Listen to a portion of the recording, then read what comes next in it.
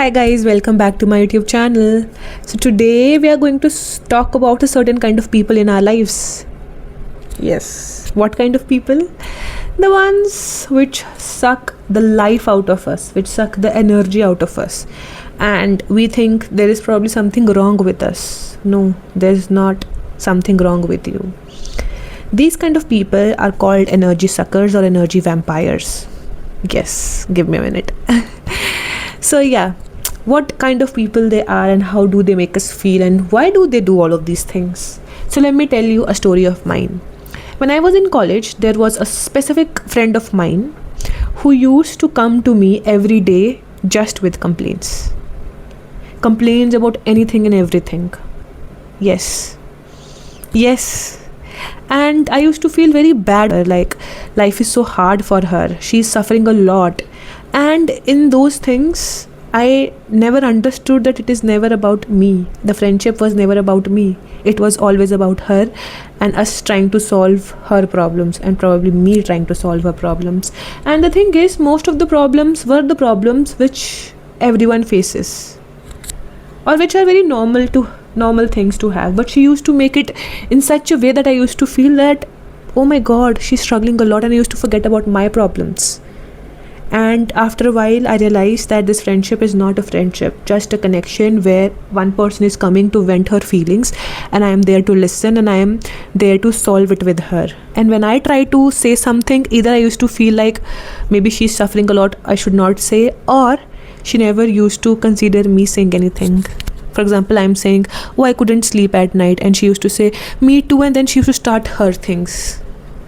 There was no space for me to speak, because it is always about her, and it used to be always about her. There are some people who are actually struggling with life, and I understand that, and there are phases where people become a little self-centered because they think their problems are the most difficult ones. But the thing is, if a connection from the beginning to the end is only about that person, and that person is exploiting you emotionally, physically, anyways, then that person is called an energy sucker or an energy vampire. How do you identify these kind of people? You can find these people anywhere, everywhere, even in your households. Yes. There are some parents who are energy suckers. There are some siblings who are energy suckers. There are some friends who are energy suckers. There are some clients who are energy suckers.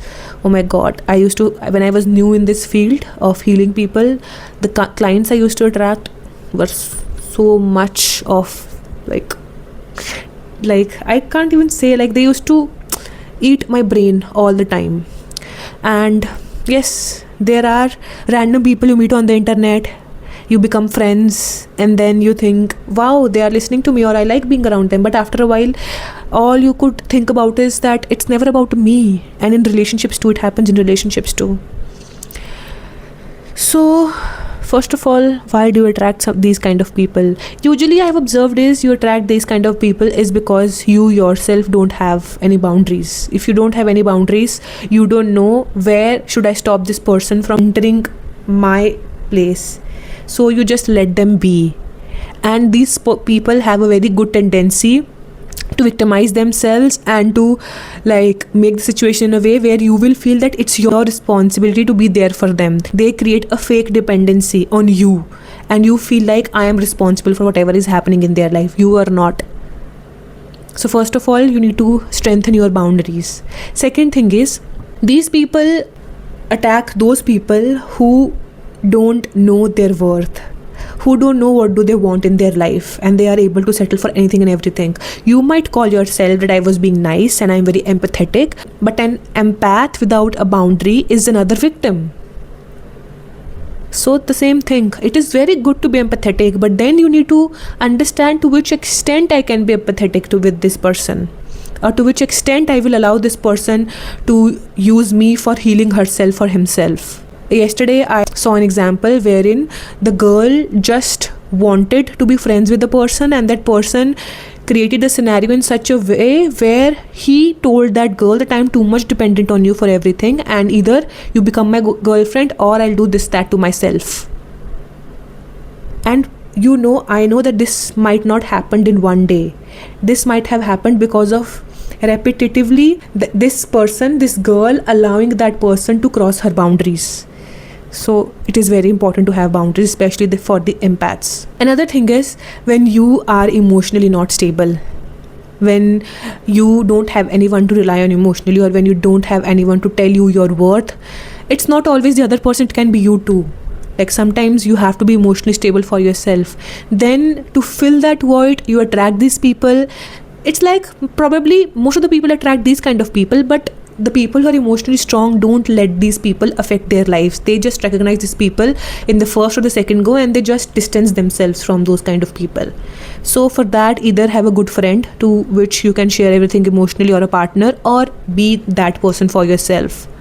There are certain kind of people who are very desperate, like for example people who are desperate to make friends. When I was in this place, I was very desperate to make friends because I was in a different city and I had no friends, and that person seemed like a cool person and she used to have a lot of friends, but I ended up being friends with her only because she used to tell me that those people are not good ones and it's not too good to hang out with those people. So I just trusted the person and I stopped talking to people. I never initiated talking to those people.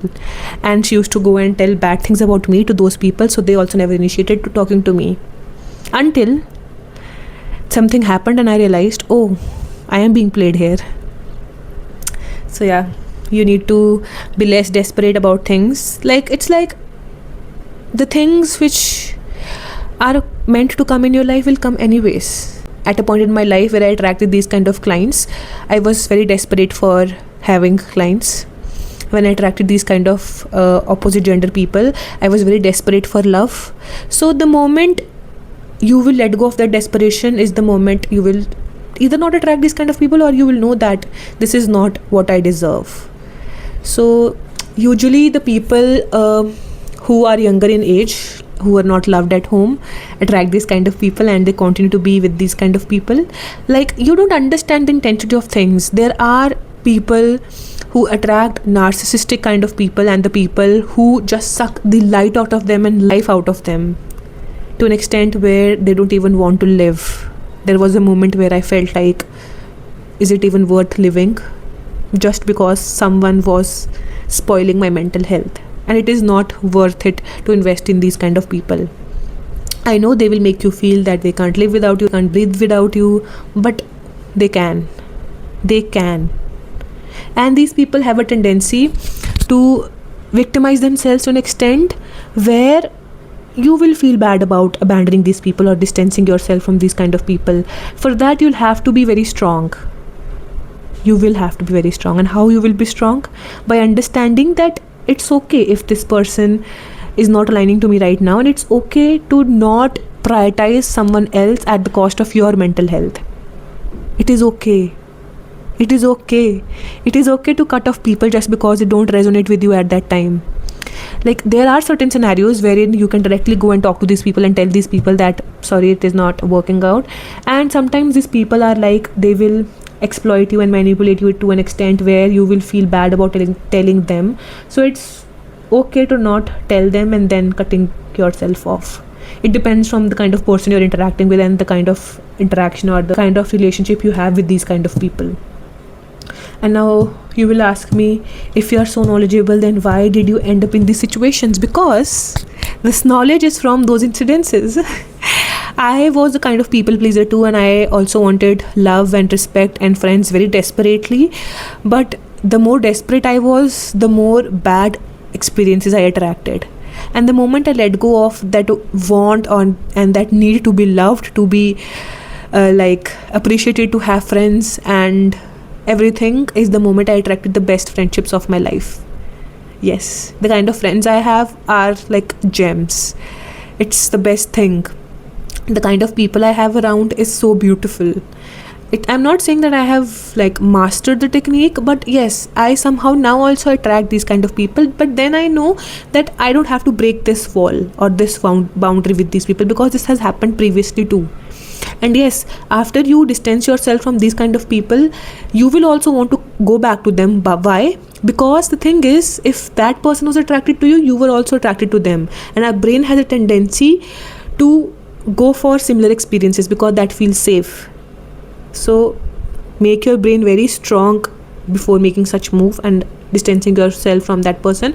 And you don't have to do it in one go. You can take time, one by one, one by one, one by one, one by one, and one day you will be able to cut those people off. And if you can't, do let me know, I'll help you with this. And I hope it helped you understanding these people, and it is not like something is wrong with you and you are not very bad person and you don't have to take care of someone else's mental health, whatever thing. If it's a reciprocation, good thing, but if you are the only one always taking care of the other person, then you need to rethink that connection or decision of your life. Okay, thank you so much for watching. Bye bye.